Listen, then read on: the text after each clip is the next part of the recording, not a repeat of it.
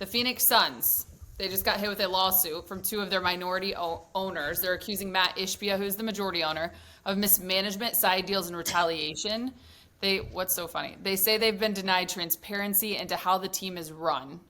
It's a franchise that's had 4 coaches in 4 years, tried, of course, the Durant Beal situation, and hasn't won a playoff game in 2 seasons. Your reaction first, Channing, when you found out that it actually was real? First and foremost, I am a Phoenician. I am a Phoenix Suns fan, and I am on a text chain with a bunch of other Phoenix Suns fans, and it's disappointing, right? It's disappointing that this turmoil hasn't settled itself down. You would think, okay, you moved on from KD, you moved on from Bradley Beal. Now we can start to get some things going. I do like the guys that they're drafting and trying to build around. Devin Booker is going to get a freaking statue in front. And then there's always something like happening that has nothing to do with basketball. Like we as Phoenix Suns fans, I remember when I was there back in 2014, we were the 5th winningest team ever in the history of the NBA. So it's not like the Suns don't win. And then since then, I think they've gone down to like 9 or 10 because of how many years they've been bad. And then they had those 2 good years with Chris Paul, 2 or 3 good years, and they blew it up. But for me,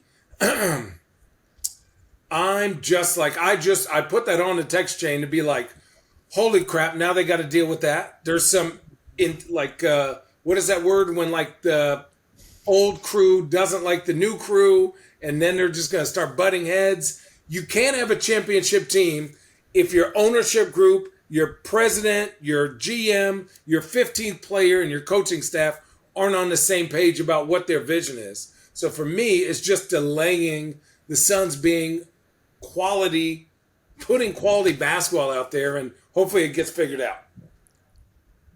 Perk, you want me to go? I got a little something. I'll go after you. Go ahead, Rich. Okay. It's just a little something.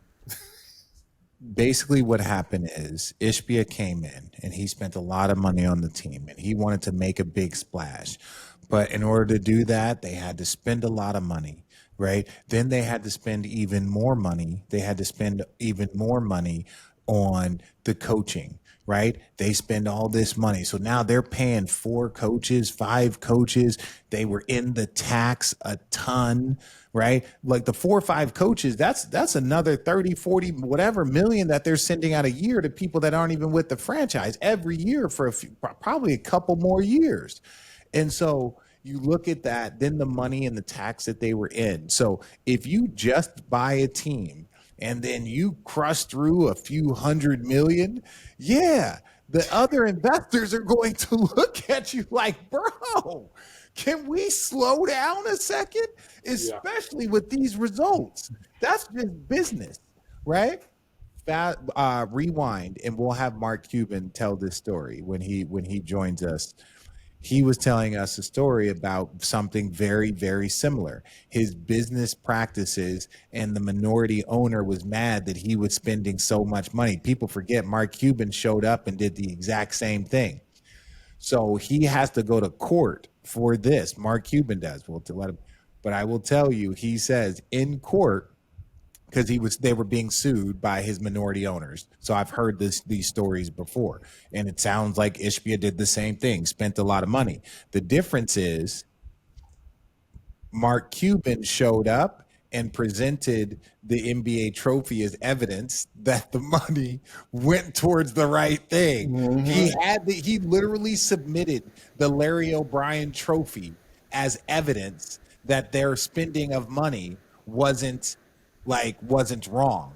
And Ishbia doesn't have that. That is when he said that to me, it gave me, and he was suing, I feel like it was maybe not George Bush Jr., but it was like somebody along those lines, like in that family was one of the minority owners. Maybe Jed Bush was like the one of the, so he's literally suing one of those people in America. And he's like, well, in evidence, here is my first admission, or of evidence. Here it is, right? The NBA trophy. Now, shall we continue?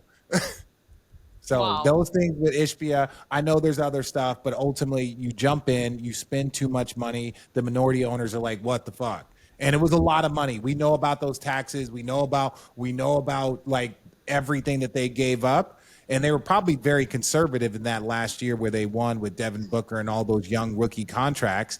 And then all of a sudden they're spending hundreds of millions of dollars in tax. Yeah.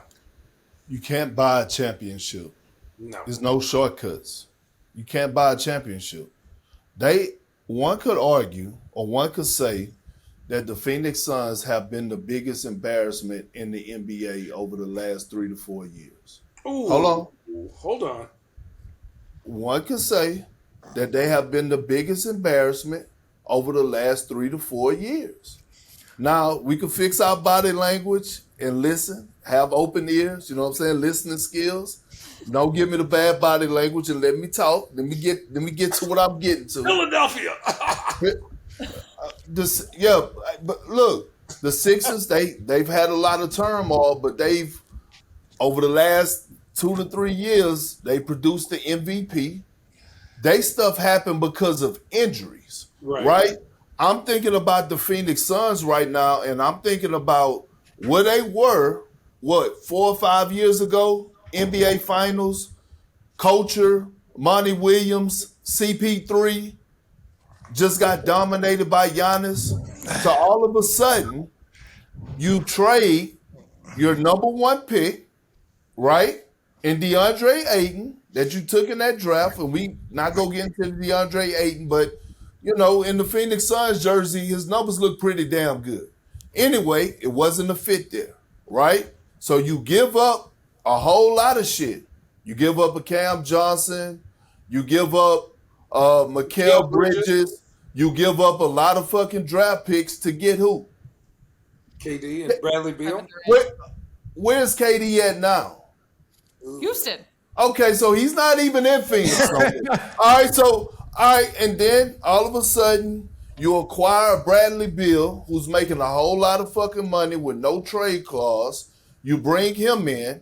You run through 2 championship coaches. 2. Frank Vogel wasn't good enough. Mike Budenholzer wasn't good enough.